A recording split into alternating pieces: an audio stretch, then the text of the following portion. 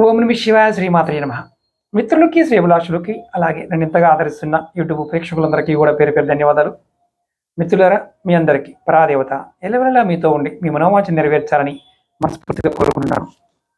ఈరోజు మనం మన పూర్వీకులు ఇంటిలో తేనె పట్టు పడితే ఎటువంటి లాభాలు ఎటువంటి నష్టాలు కలుగుతాయో చెప్పారు. మీరు ఎవరైనా సరే తెలిసిన వారు మేము ఇది మాకు తెలుసు అనేవారు ఖచ్చితంగా కామెంట్ చేయండి. అలాగే మీకు ఈ వీడియో నచ్చినట్లయితే లైక్ చేయండి, ఛానల్ని సబ్స్క్రైబ్ చేసుకోండి, పక్కనే ఉన్న గంట సింబల్ని యాక్టివేట్ చేసుకొని 10 మంది మిత్రులకు ఈ వీడియోని షేర్ చేయండి. ముఖ్యంగా ఇది మీకు నాలెడ్జ్ కోసం మాత్రమే గుర్తుంచుకోండి. కొంతమంది ఇవన్నీ మూఢనమ్మకాలు, పుక్కింటి పురాణాలు ఇలా అనుకునేవారు పొరపాటున వీడియో చూడకండి. ఎందుకంటే ఇవి మన పెద్దలు చెప్పారు. మీకు అనుభవంలో కూడా ఆ తేనె పట్టు పట్టిన తర్వాత జరిగిన సంఘటనలు ఏదైనా ఉంటే ఖచ్చితంగా కామెంట్ చేయండి.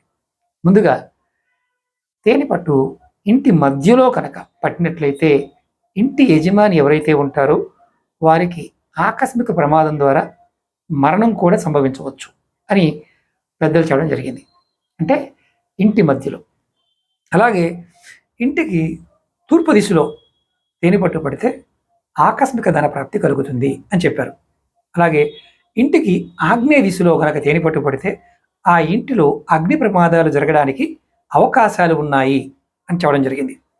అలాగే మీకు ముఖ్యంగా ఇక్కడ దక్షిణ దిశ, ఈ దక్షిణ దిశలో కనుక తేనె పట్టు పడితే ఇంట్లో వాళ్ళతో కలహాలు, బంధువులతో కలహాలు, స్నేహితులతో కలహాలు, అంటే గొడవలు అవ్వడానికి అవకాశాలు ఎక్కువగా ఉంటాయి. అలాగే పడమర దిశలో కనుక తేనె పట్టు పట్టినట్లయితే మీకు మనోవాకులత, అంటే మనసు చంచలమైన స్వభావం పొందుతారు. అలాగే ఆర్థికమైన విషయాల్లో కొంత ఇబ్బందులు ఎదుర్కొంటారు. అలాగే వాయువ్య దిశలో కనుక తేనె పట్టు పట్టినట్లయితే ధన నష్టం, అంటే మీరు చేసే పనుల్లో ధనాన్ని నష్టపోవడానికి అవకాశం ఉంది.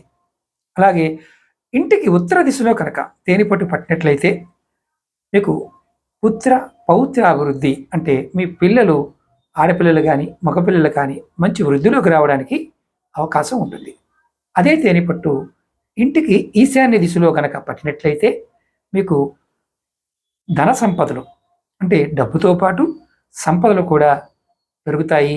అలాగే ముఖ్యంగా బంధుమిత్రులతో ఎక్కువగా కలిసే అవకాశాలు పెరుగుతాయి. ఇది మీకు తెలిసిన వారు ఖచ్చితంగా కామెంట్ చేయండి. అలాగే మీకు ఈ వీడియో నచ్చినట్లయితే లైక్ చేయండి, ఛానల్ని సబ్స్క్రైబ్ చేసుకోండి, పక్కనే ఉన్న గంట సింబల్ని యాక్టివేట్ చేసుకొని ఈ వీడియోని 10 మంది మిత్రులకు షేర్ చేయండి. ఓం నమ శివాయ శ్రీమాత్రే నమః.